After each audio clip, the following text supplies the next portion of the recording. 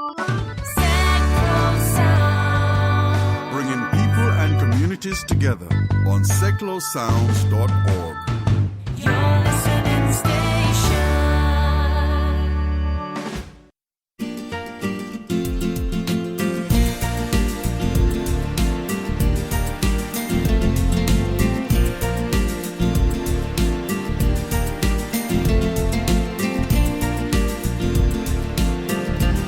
Airline fees, airport internet, holidays for people who can't afford it, and Christmas markets.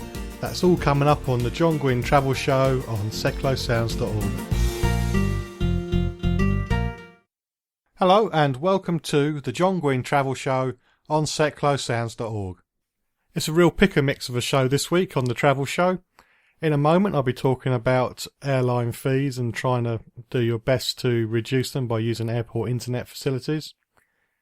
We'll be speaking to Leisure Holidays about Christmas markets. I know it's only August, I know it's still summer holidays, but if you want to get a good deal you've got to start planning ahead. We'll also be talking about the new BBC report on fines for parents taking children out of school, and also we're hearing from the Family Holiday Association, who help people who can't afford to get away to have at least a short break somewhere in the UK. And that's all coming up on the Travel Show today. You spent ages researching and you found a flight with a great price, and now it's the day you're flying. After queuing for what seems like ages, you've finally got to the front of the queue and you're now checking in. Then smack! You're hit across the cheeks with a fee for checking in at the airport. Whack! You've been hit by another fee for your luggage. Low-cost airlines say that they're keeping prices down, but sometimes it seems this way as they've swapped a traditional ticket for a menu of various items that used to be included in the price and are now optional.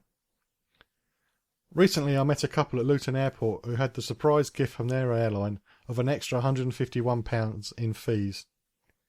Technically, it was their own fault for not paying attention to the sales rules set by their airline, but it wasn't the time or place to say that because they were really quite upset about it, especially as they realised that they're going to be hit again on the flight back.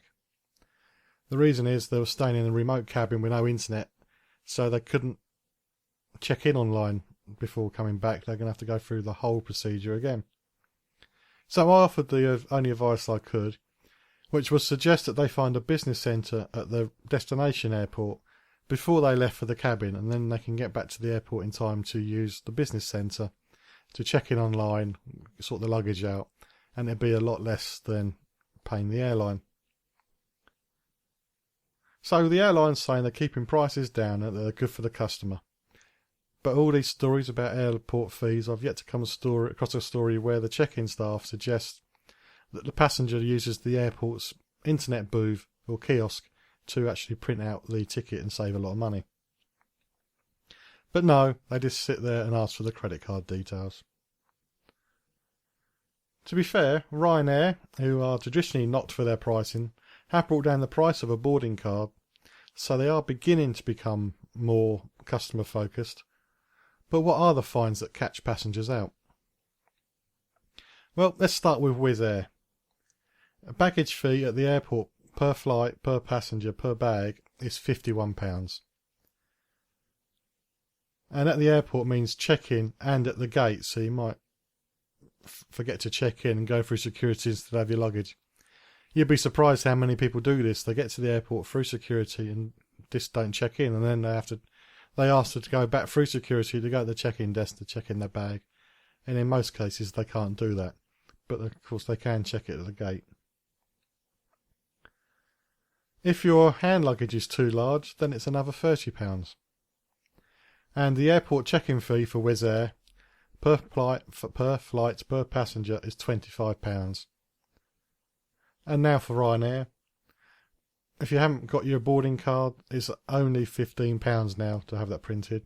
However, checking in at the airport is £70 per person per flight. Of course, finding a way around these fees by using the airport's internet kiosks doesn't really help if there's a time limit set on what the online check-in is. With Ryanair, you can only check in online up to 2 hours before the flight time. So this could be why a Ryanair check-in desk doesn't recommend that the passenger uses the kiosk, because they're too late. With Whizz Air, you can't check in after 3 hours before the departure time, so you really have to get there early to be able to do it. So, these airlines are both trying really hard to get those last minute fees off passengers, aren't they? So, as I said many times before over the last couple of years of this show, always be certain about the flight ticketing rules before you hand over your money. But if you're OCD like me about checking in, then you're going to be at the airport in plenty of time for a last minute online ticketing action. So, how do you find out if your departure airport has the facilities to allow you to do this? Well, the first step, as always, is the airport's website. I did this, and it doesn't always help. You could message them using their contact facilities to ask, but again, I've tried that, and it doesn't always work. But luckily, most airports in the UK are members of a group, so if your chosen airport ignores your email, then perhaps another one from the group will actually answer you, and you've got a good chance of finding out what's at the actual airport you're going to be using. I hope that makes sense. So, by using other airports in a group to respond to other airports, that's how I got my nearly complete list of airports in this little report. So, airports with printing facilities. There's Birmingham. Oh, these airports are all the ones used by Ryanair and Whizz Air. So I haven't covered every UK airport, just the one with these two low-cost, no-frills airlines. So start again. With printing facilities, there's Birmingham, Cardiff, Edinburgh, Gatwick, Glasgow, Leeds and Liverpool. The kiosks here are run by Surfbox, who were actually far more helpful than most of the airports in giving me the answers. Surfbox say that the cost of the internet is 10p per minute and printing is £1 per page. So they say for £2 you could check in online, which is considerably cheaper than the £15 for Ryanair and quite a bit better than £25 for Whizz Air. Then Bristol and Luton also have it. With Luton, I haven't got the prices for Bristol. It was a airport in the group. But Luton, internet desks are available for £1 for 10 minutes and they're situated nearby the door of arrivals. So if you're on departures, you're not going to see it, but if you've landed and you're leaving the airport, you'll be walking past the kiosk on your way out. So maybe the thinking was people might want to do some last minute printing for maps to where they're going. Maybe it would have been better off in the departures. But anyway, it's by the departures door. And it's £1 per page at the various print spots in the terminal building. Stansted, they have internet kiosk and printing facilities available for a fee, but I hadn't been able to find out what that fee is. Some airports with internet but without printing facilities. There's the airport which is known as Doncaster, Sheffield or Robin Hood, 3 names, 1 airport, and Prestwick in Scotland. And an airport who's come back to me and said they don't have any internet facilities for people who don't have their own smartphone. That was Newcastle Airport. And I'm still waiting to know from a few airports if they offer Wi-Fi kiosks or booze. They do offer free Wi-Fi for your smartphone or your laptop or your tablet, but again this report was trying to help people who didn't have access to that. So there's Bournemouth, East Midlands, Manchester and Londonderry/Derry. Of all the airports I contacted, one airport did suggest that passengers could use their smartphone app, but that kind of ignored the question I sent to them saying, how can you help people who don't have a smartphone check in when they get to the airport? But never mind, thanks anyway. So what's your experience of airport fees from your airline this year? Have you received help in reducing the costs from a member of the airline staff? Or have you just had to pay up? Let me know via facebook.com/John Guinn Travel Show. And also, while we're on the subject, what's been your experience of internet facilities at UK airports? Let me know. Facebook.com/John Guinn Travel Show. Gary Fitz here, every Monday, 10 o'clock. Coming up, we've got Eric and Ernie. Join me here on Seclo Sounds. In your smile. It's from 1975, Eric and Ernie were four... Gary, it's not Eric and Ernie, it's Earl and Ernie, you know, the Cape Brothers, Union Man. Oh, I see. Gary Fitz here, every Monday, 10 o'clock. Earl and Ernie.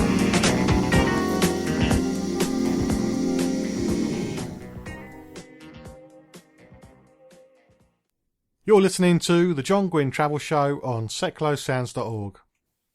You may think that these optional extra airline fees are a European thing, but they're not.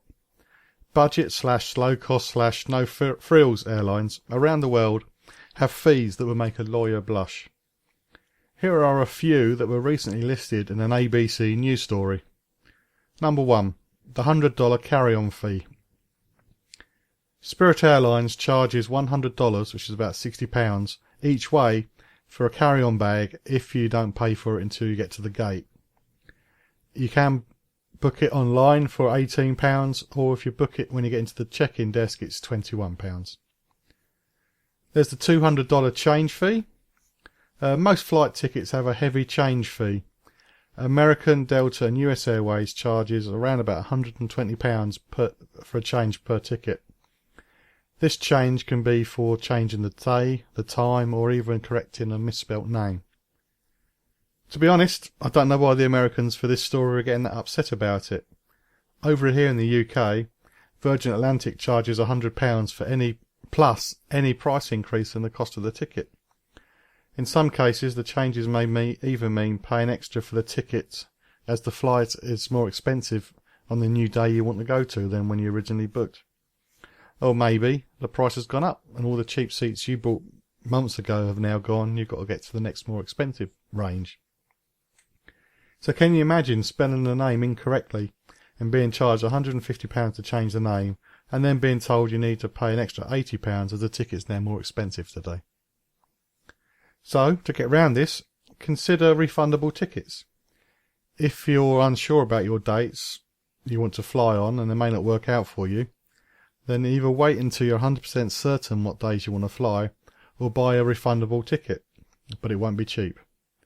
A non-flexible Virgin Atlantic return ticket from Gatwick to Cancun is £700, and a flexible one is nearly £2,000. So you have to work out whether the fees are just worth throwing the ticket away and booking again, or paying the extra for a refundable. So let's look at the rules of the cheaper £700 ticket.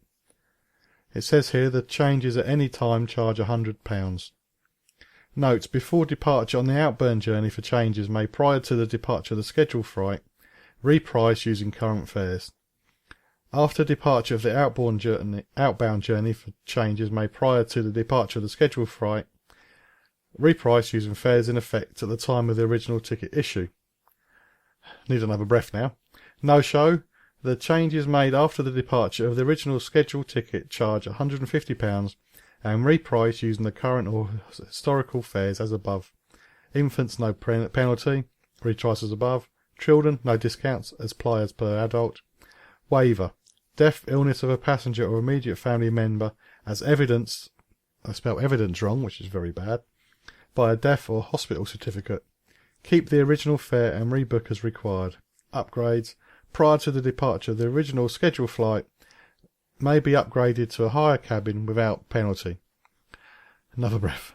Reprice using the current or historical fares as above. Resulting fare must be equal or higher than the original fare. Residue amounts. No refund to be given if repricing results in a lower fare. So there you go. If it costs more, you have to pay more. If it costs less, too bad.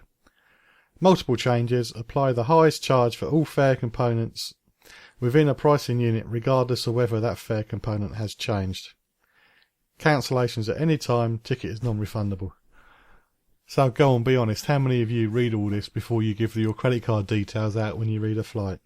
As I've mentioned numerous times, always check the fare rules before you hand over the money. Make sure you're happy. Of course, you could check to see if your travel insurance will cover you. Not always possible, but you never know. But if it does cover you for flight changes, it may not cover you for spelling somebody's name right. Well, wrong and getting it right, if you know what I mean. Or you could just go on your knees at the check-in desk and beg for mercy. The third fare brought up by the ABC story was overweight fee.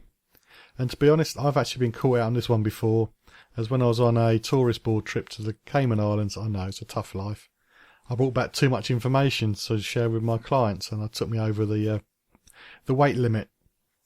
So here's a helpful hint: always have a pocket scale so you can check your suitcase before you get to the airport.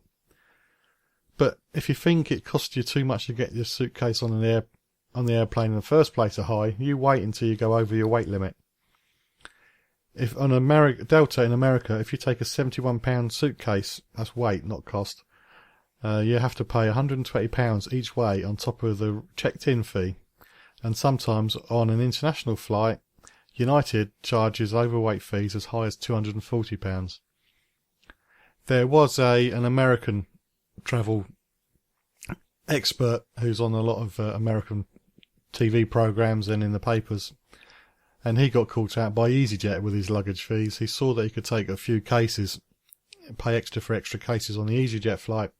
He assumed that he could take 20 kilograms per suitcase. No, it was 6 suitcases weighing a total of 20 kilograms. Cost him more to get from London to Amsterdam than it did to get him from America to England in the first place. He's never flown with that airline again, and he's telling everybody all about it. And the last fee mentioned by ABC is the phone fee.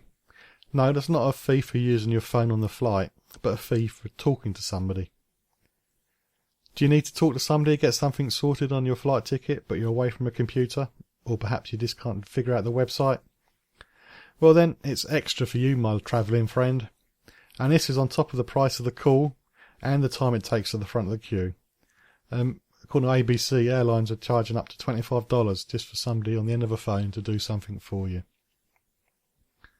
So, yes, it's the Facebook time again. Have you been caught out with airline fees when you've been abroad? Which country were you in? Which airline was it, and how much did it cost you? Share your story, facebook.com/John Guinn Travel Show. The Shuttleworth Collection presents the tribute concert with classic hits from ABBA, Queen, Robbie Williams, Tina Turner, and many more. Advance tickets £25. Available from shuttleworth.org/tickets. Book for 10 or more for a 10% online discount. The tribute concert, Sunday, August 17 at the Shuttleworth Collection, Old Warden, Bedfordshire. You're listening to the John Guinn Travel Show on seclosounds.org. Still to come on the show, that latest BBC report about fines for parents, and also we're hearing from the Family Holiday Association. But this time last year I spoke to Paul Materan, I think I pronounced that right, but he's going to pronounce it for himself in a minute, about Christmas holidays. Yes, as I said before, I know it's only August, but you need to plan ahead because some of these Christmas markets are very popular and get sold out quite early. If you want to make the most of a Christmas market, you need to book ahead and plan ahead. And I was doing an article for a travel trade magazine, so I combined the interview for the show and the article for the travel magazine. So as it's raining outside and it's quite wintry, I thought it'd be ideal to play this interview again. So here's Paul from Leisure Holidays to talk about Christmas markets. My name's Paul McTiernan. I'm the Operations Director of Leisure Holidays. Leisure Holidays being the market leader in European coach touring. We're going to be talking about Christmas markets this morning. Can you please describe what a typical Christmas market is? Christmas markets have a unique festive atmosphere. Have lots of stalls selling traditional gifts, most of them handmade, with the hustle and bustle and the scent of local food and drinks. They're usually held in the market squares with the backdrop of the town or city's unique architectural style behind them, often as I say, the town hall or the cathedral. Which countries would qualify to having a Christmas market? Oh, there are many of them now, from Austria to Germany, France, Belgium, Luxembourg, Italy, Czech Republic, and there are 1 or 2 cities now also here in the UK. Out of all of them, which one has the most markets to choose from? I would say Germany probably has the most. I think they have about 70 to 80 Christmas markets across the towns and cities. The beauty of the German markets is that all of them are slightly different in the way that they're presented or in their appeal.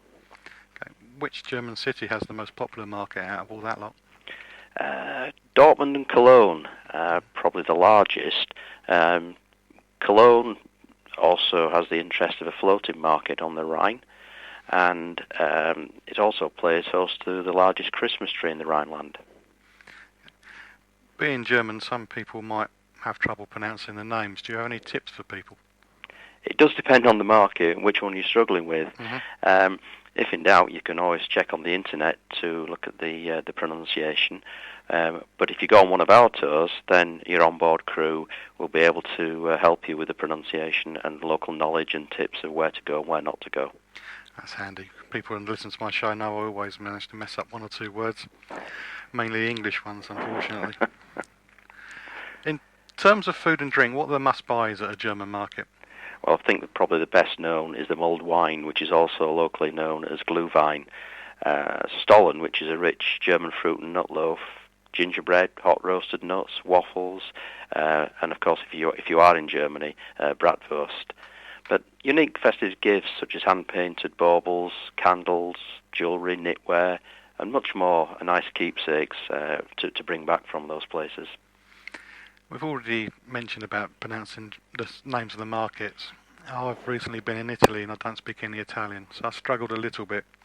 But at a Christmas market, would somebody who just speaks English like me have any problems? I would say not. I mean, the markets have thousands of visitors, a lot of them coming from the UK, and the stall holders, most of them speak enough English, especially when you're trying to buy something. Yeah.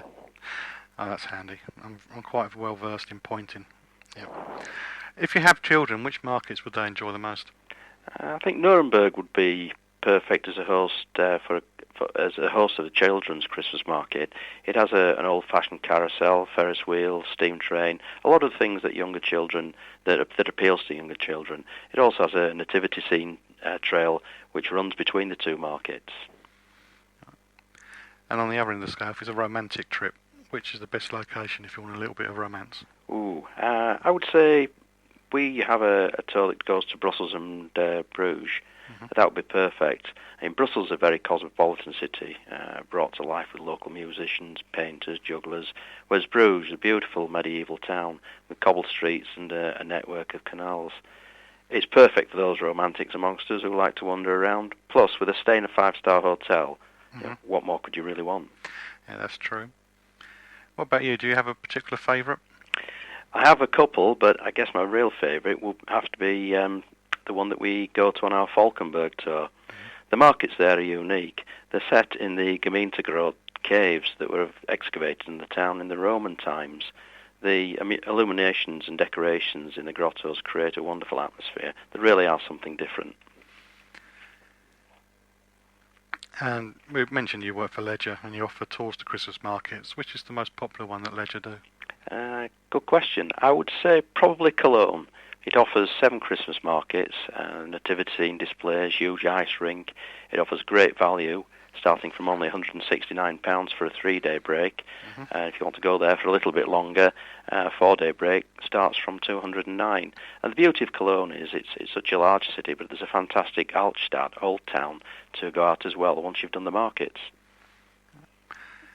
With your multi-centre coach tours, how much space is available for travellers to bring stuff back? Because being in the EU, they don't have to worry about allowances, do they? No, they don't, except it does have to be for personal use. And, of course, on any type of transportation, you're limited as to how much you can bring back, mainly because of the space available. But it's never been an issue, especially in our silver service vehicles, providing not wanting to bring the kitchen sink back. Okay.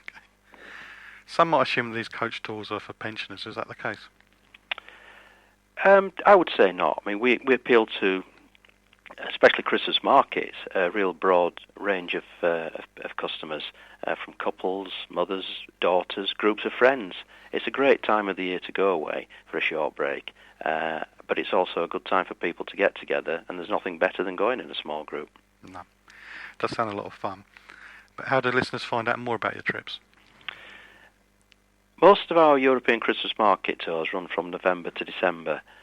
We start making bookings 12 months to 18 months in advance. And most of our tours offer an upgrade to our luxury silver service coach, which includes extra legroom, reclining seats, personal entertainment, a lovely rear lounge, plus much more. And 9 out of 10 of our guests choose silver service, so it's always best to book early to make sure you're not disappointed. What you could do is look on our website, which is www.ledger.co.uk, and we've got a wide selection of tours for you to go at, or just ring us and request a brochure. Okay, thanks, Paul. Thanks for your time. Hopefully we've encouraged a few listeners to go away. They may think it's the wrong time of year to talk about this sort of thing, but as you mentioned, they can book up early, so thank you. It's actually interesting because we've already got a lot of people booked already, but as soon as we get past the sort of end of August when the schools are back, we get a lot of people booking Christmas market tours and Christmas tours. This is Seklo Sounds. Join us every Wednesday at 7 p.m. for 1 hour in the company of Harry and Edna on the wireless, exploring all aspects of the vintage scene and playing tip-top gramophone tunes. Harry and Edna on the wireless, Wednesdays at 7 p.m. on seklosounds.org. Jolly good.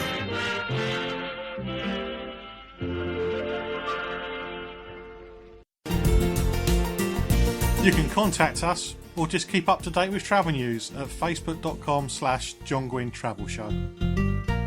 This is Seklo Sounds, your community radio station.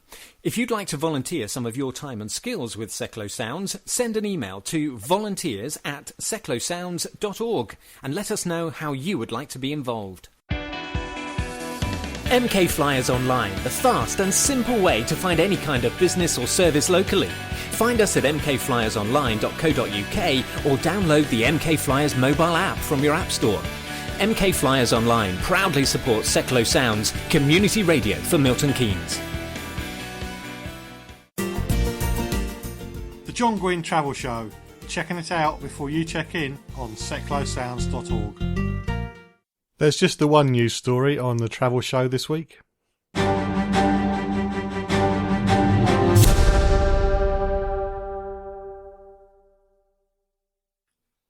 So, here's a story about another unhelpful survey with massive holiday headline potential. In fact, I've read quite a few stories based on this particular story that go on about holiday fines for parents taking children out of school during term time, but I've yet to find any information that actually lists figures for parents taking kids out of school during term time for holidays, if you know what I mean. So new research from the BBC has revealed a 70% increase in fines that have been issued to parents whose children have missed school. The BBC had replies from 118 English councils, and it found that 64,000 fines have been issued since the law changed in September 2013.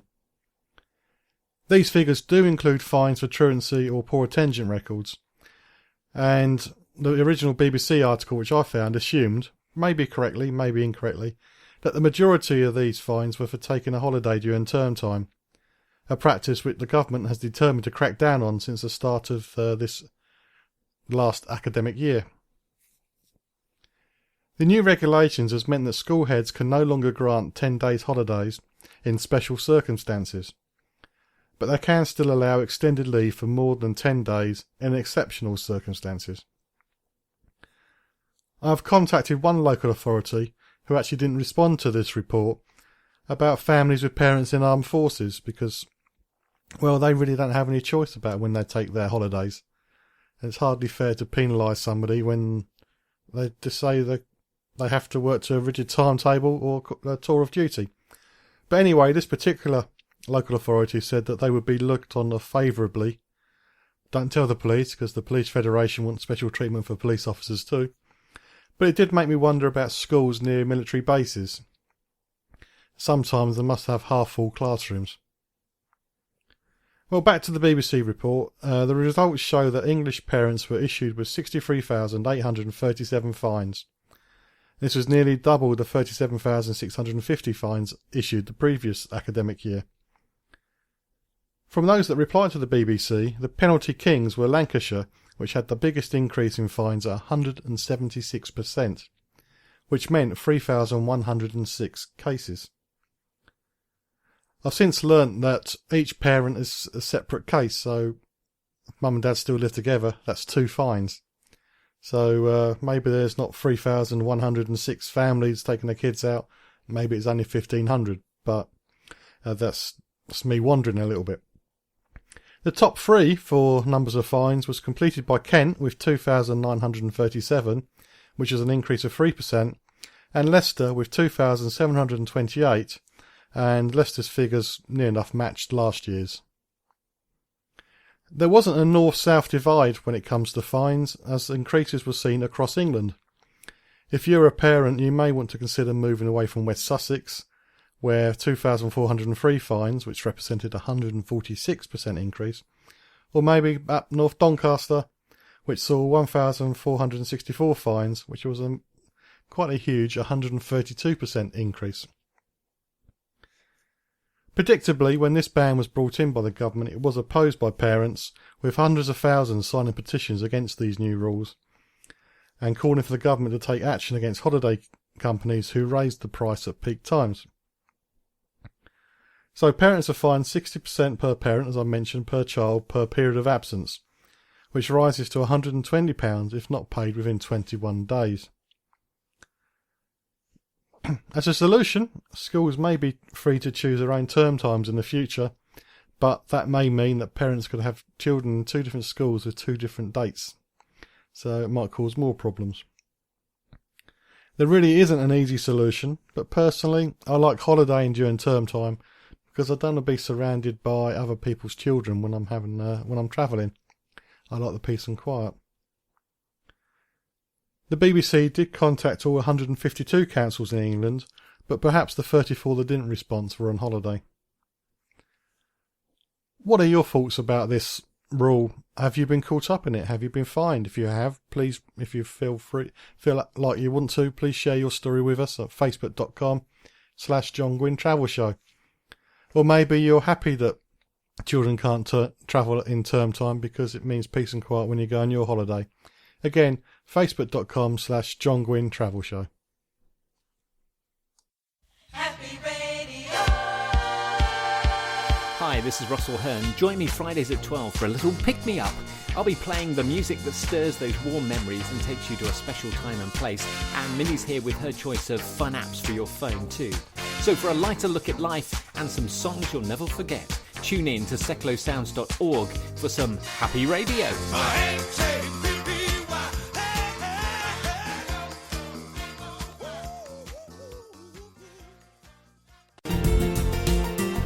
You can contact us or just keep up to date with travel news at facebook.com/John Guinn Travel Show. So I've just been talking about families who have been fined by local authorities for taking their children out of school, and the report from the BBC, and when it was taken up by everybody else, implied that it's people taking their children away for holidays in term time. As I say, from the reports I've found, I can't prove that one way or the other. But at least these families can afford to go away. There are some families who can't even afford to do that, even for a weekend. And it is important to get away from your environment and go somewhere new to recharge your batteries and learn some new things. That's not just me speaking as a travel show presenter or an ex-travel agent or as a travel researcher. We're going to find out now when I speak to John McDonald from the Family Holiday Association that some research has been done and holidays do help children do better at school and to integrate better. So it is important to get away, but what happens if you can't afford it? Well, the Family Holiday Association, they do their best each year to help families or children to get away, even for a weekend somewhere in the UK, just so they can get into a different environment and have some chilling out time and just have some fun. So here's an interview I did with John McDonald late last year, and it's a chance for you to hear it if you hadn't heard it before. John, when was the Family Holiday Association formed and why? It's an interesting story. It was set up by a couple from London in Barnet, Hampstead Garden suburbs, and it was back in the mid-50s. They had a really tough time.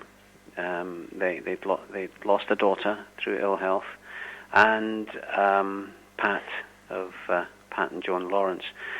Pat had lost his job, so they were, really struggling until a friend offered them a cottage down in Southend for a couple of weeks, and on condition that they looked after his cat.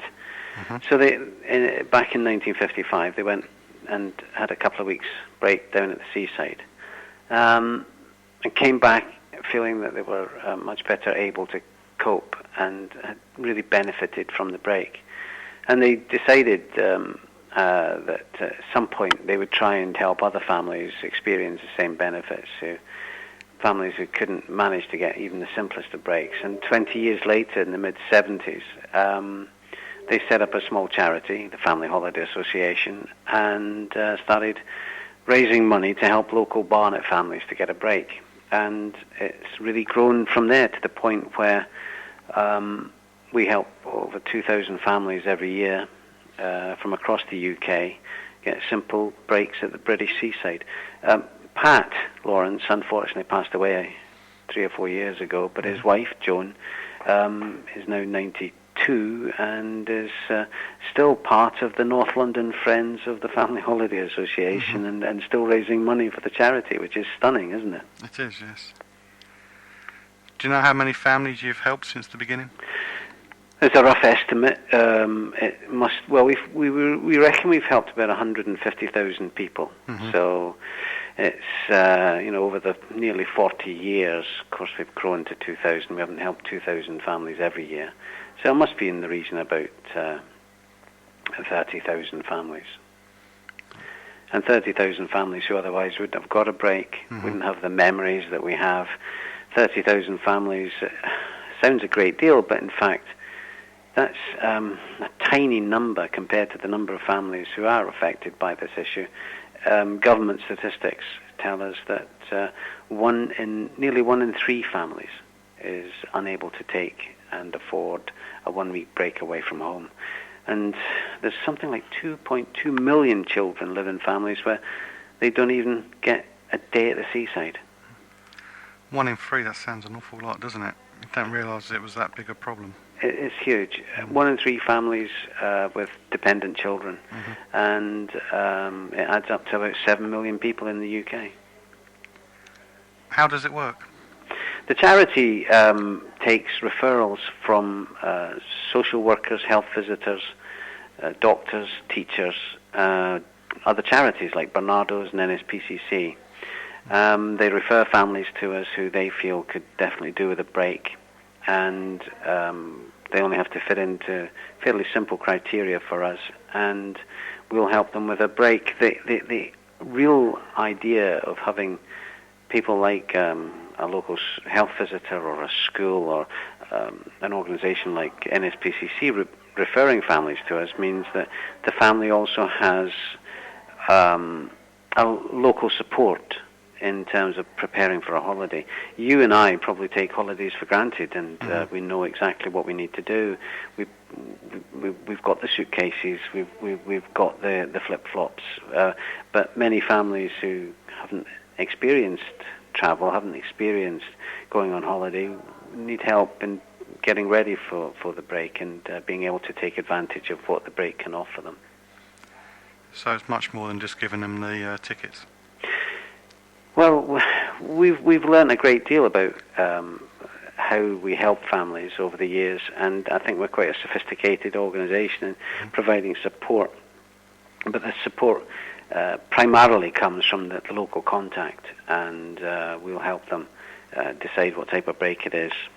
Family would be offered, be it a day break, be it a short break, be it a week in a caravan. And by the way, we own caravans all around the country. Yeah, we've got 13 caravans from Ayr in Scotland to Minehead in Exmouth in England. You fund the whole holiday, do the family have to make a part payment? No, we don't ask any financial contribution from families. We provide access to accommodation, be it one of our caravans or be it at a holiday park such as Haven or Butlins or Pontins, that will contribute towards transport, and we'll add a little bit in extra in terms of a cash support for treats. But as I've said, families who've not been on holiday before don't necessarily have all the material that they need to go on holiday with, so they probably do spend a bit of money getting on the holiday that we provide. But it's what the holiday delivers that's the best benefit for the family. It's the competencies that families gain by going on holiday. It's the memories that they gain. It's the confidence that a family will gather. And we've worked a great deal with universities to look at the benefits of holidays. When I started at the charity, we were a straightforward philanthropic organisation, raising money and helping as many families as we possibly could. But since then, what we've tried to do is look at really what are the benefits of holidays and why is it that holidays matter so much. And working with universities like Nottingham, Sheffield, Surrey, Westminster, we built up a fairly robust case for the types of benefits that holidays deliver. And I suppose you can put it into a fairly simple nutshell. A holiday helps build happier, stronger families.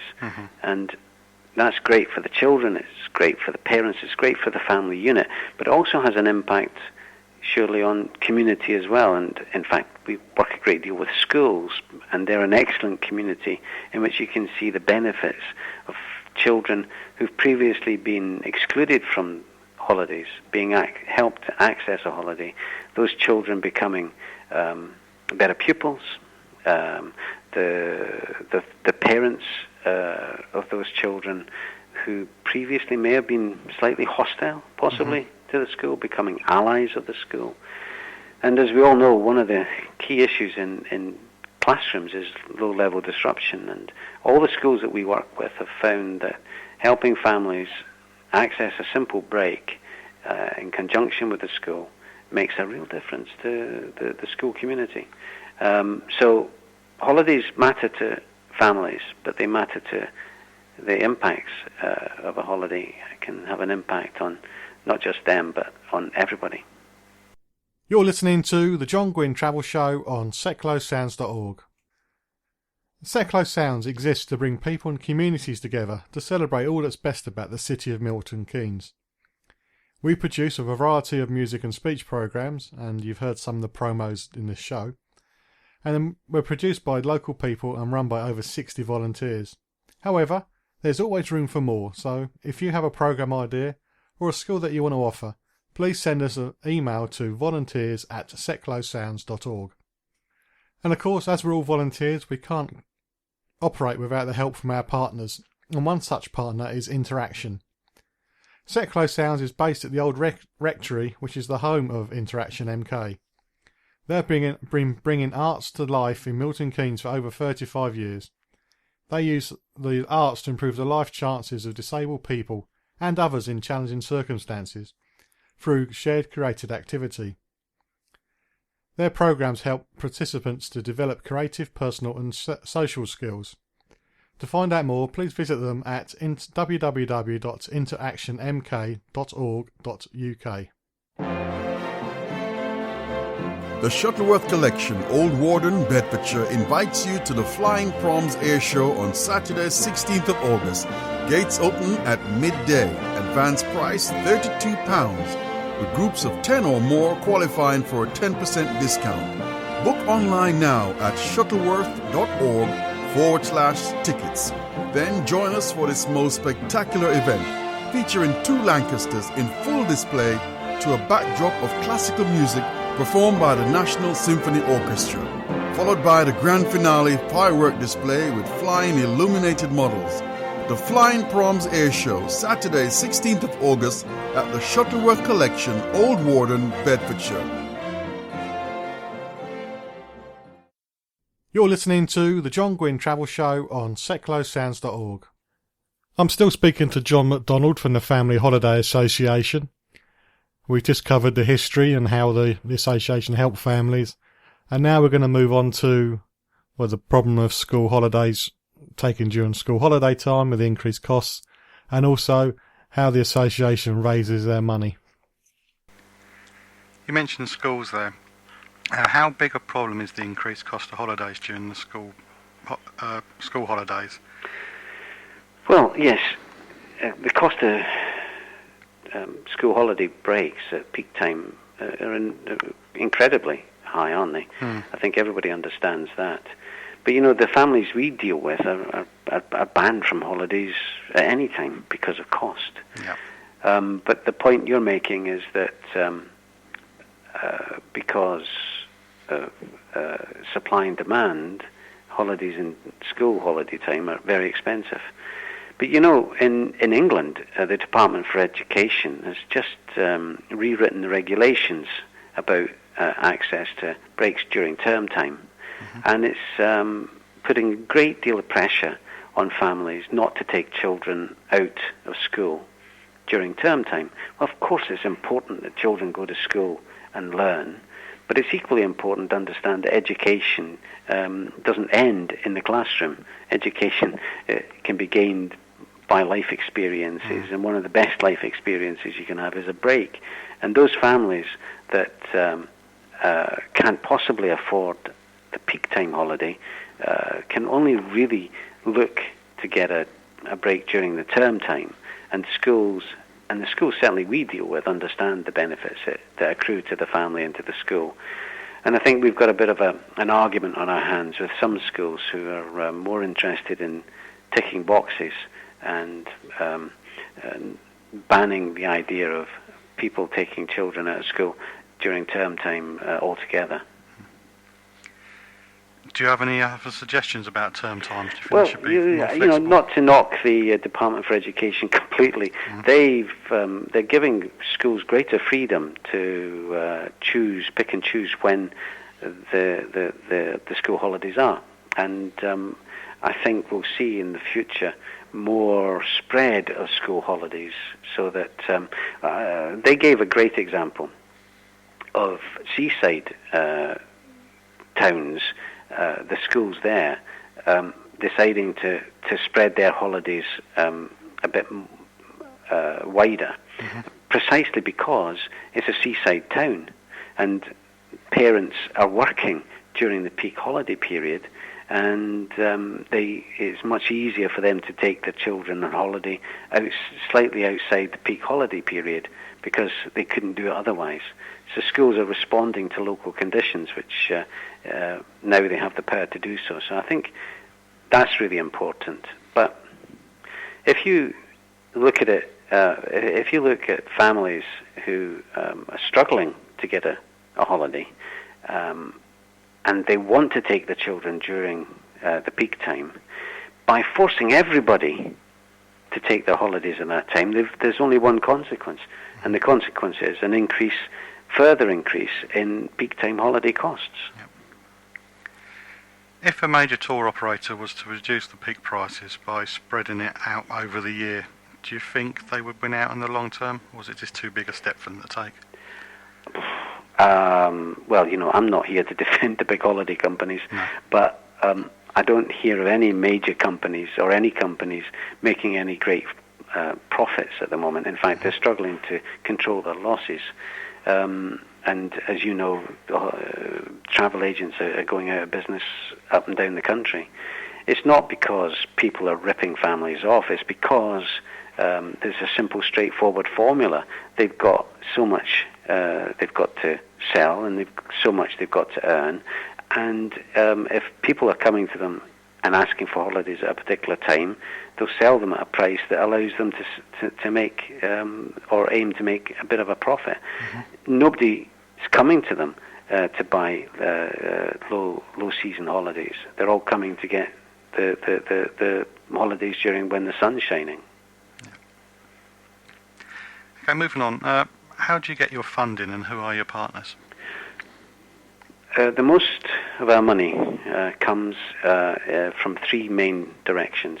One is from individual donors, people like you and me, people who understand that holidays make a difference to them and to their families, and they want to share that around. We've also got money coming from trusts and foundations who see the importance of helping families and getting families to work better and help children grow up better educated.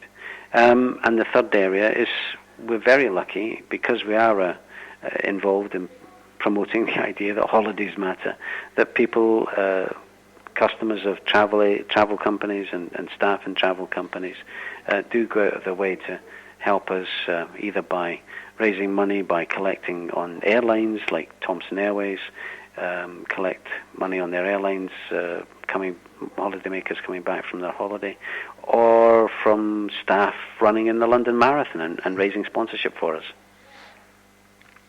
Do you hold fundraising events as well?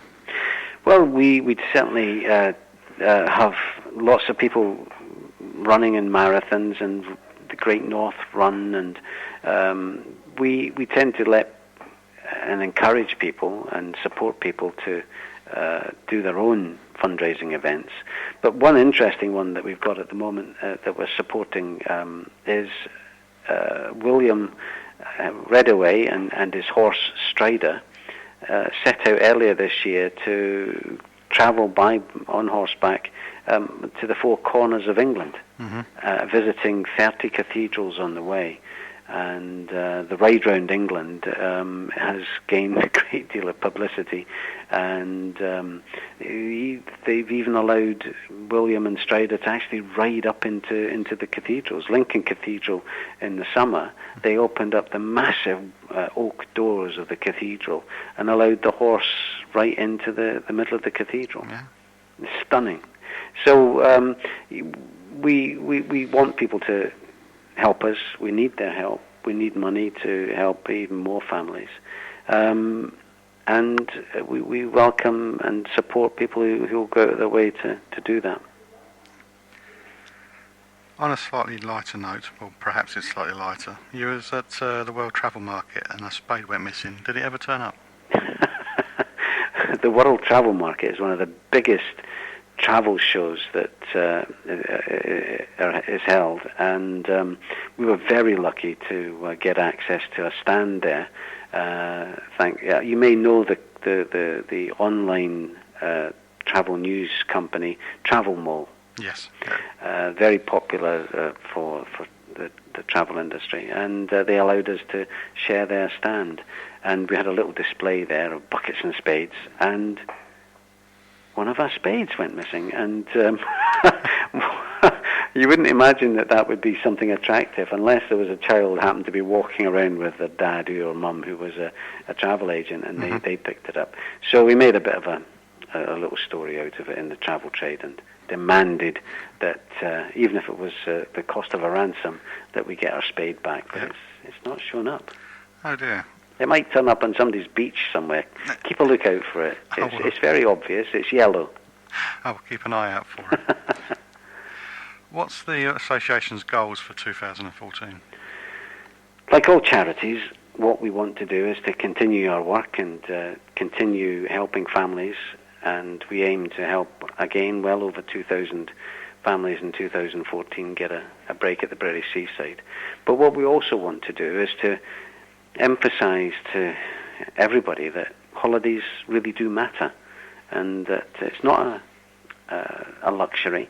It's an essential part that people regard as being a bit of not a human right, obviously, because there's so many other important things that would be termed as human rights, but certainly a social right, that people should be able to access a simple break, even if it means just going to the seaside for a day and allowing children to see beyond their everyday horizons.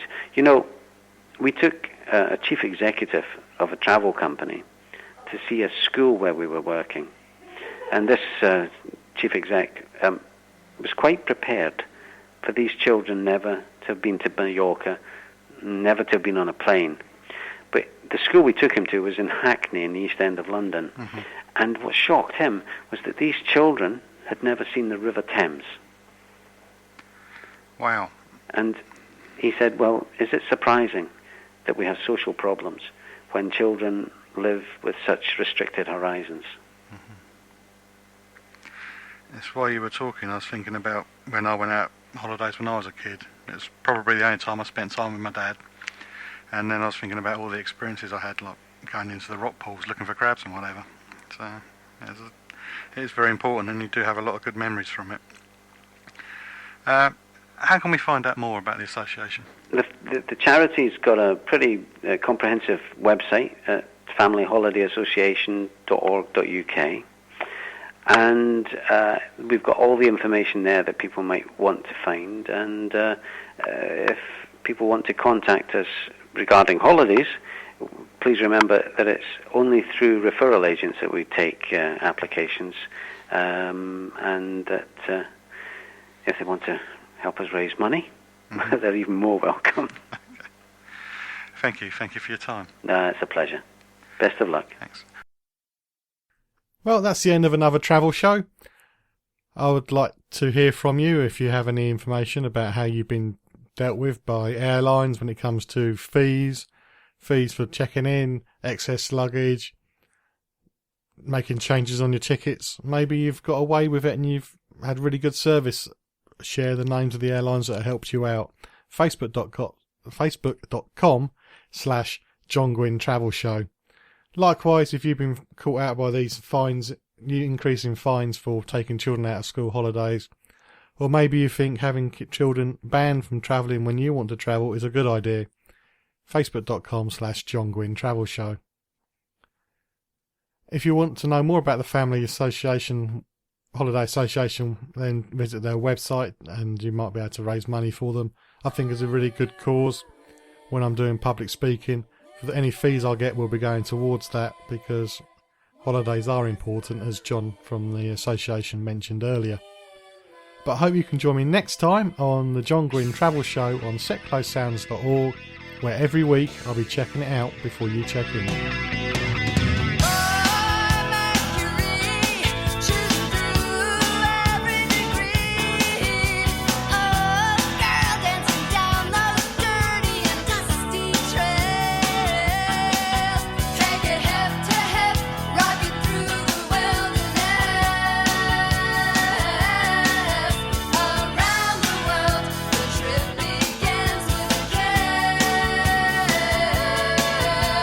Rock